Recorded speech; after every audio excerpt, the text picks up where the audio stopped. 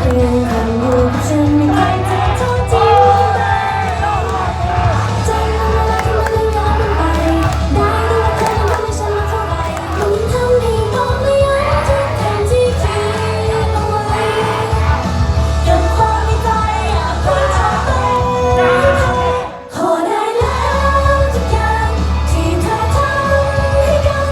ไม่ต้องทนมาทำเพราะฉันแค่คนรอมันเสียใจไปหยุดได้แล้วทุกอย่างอย่าเดินจากฉันไป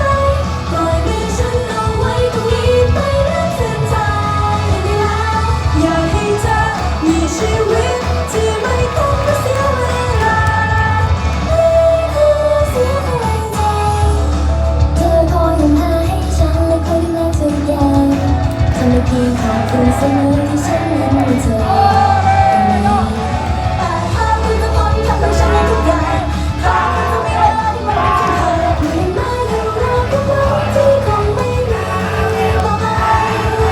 วันที่เดินด้วยกันที่มีรอยยิ้มและความสว่างที่มองด้วยกันในคืนที่ได้กับเธอมันคงไม่มีวันนั้นที่เป็นของเรา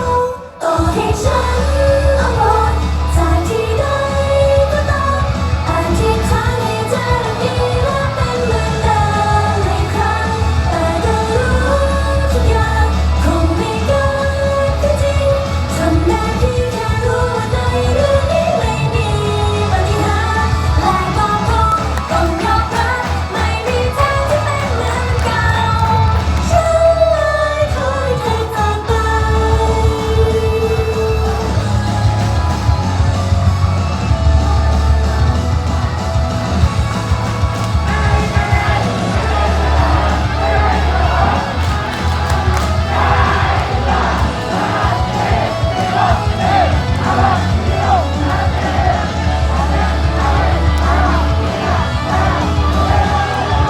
แม้จะไม่รู้ที่ฉันนั้นที่มันจะตายแม้จะมีความที่ยังไม่น่าจะฉันไปแต่แค่คิดมันก็ยังย้ำว่าเธอนั้นไปไม่ได้เธอควรจะมีชีวิตที่เป็นของเธอถ้าเธอยิ้มมาและได้เห็นน้ำตาคือสิ่งเดียวให้เธอได้รู้ว่าฉันจะคิดเช่นไรขอได้แล้วทุกอย่างที่เธอทำให้กันไม่ต้องทนมาทำเพราะฉันแค่คนรอมันเสียใจไป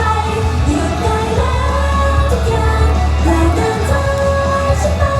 ปล่อยมือฉันเอาไว้ตรงนี้ไปและเส้นทางที่ไม่นานอยากให้เธอมีชีวิตที่ไม่ต้องมาเสียเวลา